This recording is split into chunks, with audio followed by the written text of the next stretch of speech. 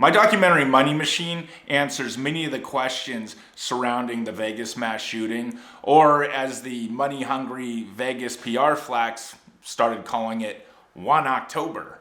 Because we don't want to associate this with anything negative, even though over 50 people got killed and hundreds got wounded. Let's call it 1 October. But one question that nobody was ever able to answer was just what in the heck was this guy, then county commissioner and aspiring governor Steve Sisolak, doing in all those press conferences where he just awkwardly gawked in the background, getting his national FaceTime so that he could become the next governor of Nevada. And sadly it worked. And sadly, then county commissioner, now governor Steve Sisolak, was able to use the 1 October victims and turn this tragedy into an opportunity. I'm turning tragedy into opportunity. Tragedy into opportunity. Making October one about me, yeah. I'm getting FaceTime every day. I'm getting FaceTime in a major way. I'm a big freaking deal now that my fame is so real. I keep my face on the screen so that I can't be seen. I stopped even watching the press conferences because I felt like they were a farce. I felt like they weren't giving us any information. It was an election year, and it was just camera time for Lombardo and his friends. I want to thank Sheriff Lombardo for your leadership in leading us through this terrible, terrible day. Thank you. Thank you, Commissioner. Thank you, Sheriff. I want to first off begin by thanking the sheriff. Oh, they were fighting each other, man. The camera lens wasn't wide enough to get all these people in front of it. Mainly we were trying to stay out of the way because you don't want to turn a personal tragedy into a political event. Almost every press conference, you saw one figure, and that was Steve Sisolak. You didn't see Governor Sandoval there. You didn't see even Carolyn Goodman, the mayor, there. But you always saw Steve Sisolak in the background. He was on every national television set getting FaceTime, using this as a springboard for his political campaign. But Steve Sisolak will fight for Nevadan women. So I support totally the women's right to choose. And you had politicians grandstanding on this Vegas Strong movement, used it as an elevator to get elected, and then they weren't following through with it. I'm a journalist with the Las Vegas Tribune, and I tried reaching out to the Vegas Strong Resiliency Center. Couldn't get anybody on the phone. They wouldn't answer emails. I couldn't get any answers on where this money had gone, if the money had gone anywhere. I was told I was going to get back a certain amount of money, and I didn't, you know. Sisolak started a GoFundMe, promised to account for every penny. Millions donated from people all over the world. Money unaccounted for the Vegas victim shooting. There's never been any distribution list for the Vegas Strong Funds and who's receiving what money.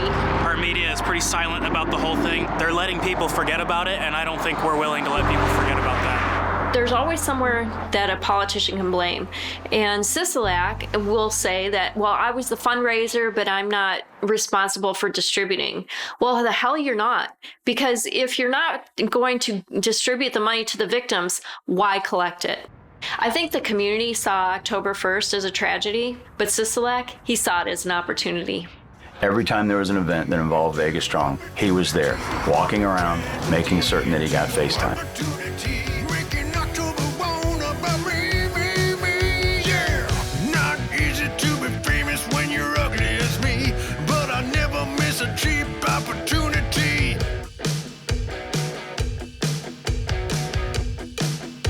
He used the tragedy to get elected. There's still many questions surrounding where all those millions went, and my documentary Money Machine examines Steve Sisolak and his Vegas Strong con. And next time you see the glad-handing governor, ask him, where's the money, and why did you have to use victims of a tragedy to get elected? We are talking about the largest mass shooting in the history of the United States. This is a crazed lunatic. My brother just killed 58 people. My dad was on the 10 most wanted FBI list. We're not normal people. Ah! Steve gambled $1.6 million at the Mandalay in the week before he did this. He was really, really angry with the gaming industry. There's been accusations that there's multiple shooters. That has been proven to be false. You had politicians grandstanding on this Vegas Strong movement to get elected. Vegas Strong. I'm turning tragedy into opportunity. It was an election year, and it was camera time for Lombardo and his friends. I want to thank Sheriff Lombardo for your leadership. Almost every press conference, you saw one figure, and that was Steve Sisolak, using this as a springboard for his political campaign. He used the tragedy to get elected. While the hashtag Vegas Strong campaign raised over $10 million, less than $20,000 were distributed to the victims in the first 5 months. We want those records released. If they came out and said what really happened, I think they're afraid of a period of time where people say it's not safe to go to Vegas. Nothing happens in Las Vegas without the ring of a cash register. MGM Resorts is suing the victims. They are being sued for getting shot. Shameful, disgusting, outrageous. The newly released video shows Las Vegas police waiting in the hallway as Stephen Paddock continues to murder people. Oh my God. Lives could have been saved if they would have taken action. They were fibbing the whole time about being such big heroes. They were hiding in the hallway. I asked them, are you stupid or are you incompetent? Please stop asking your question.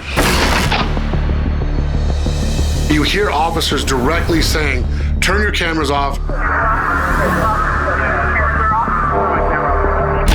telling you right now, there's more than one shooter. Could be as many as 3. We saw multiple muzzle flashes coming out that window. There is no conspiracy. Can't trust it! Yeah, can't trust this!